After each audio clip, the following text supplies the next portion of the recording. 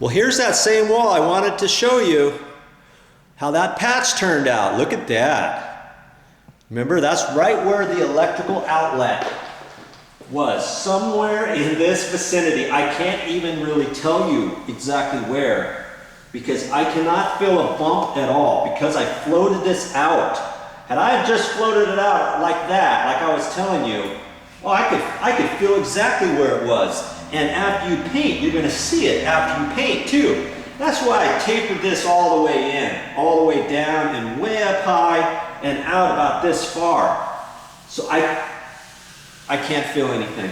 Sorry, it's not there anymore. And I recalked this and repainted this edge. It's always nice when you get done to caulk your casing and paint the edge of the casing, do all that so it all blends in and matches. I think we did good there.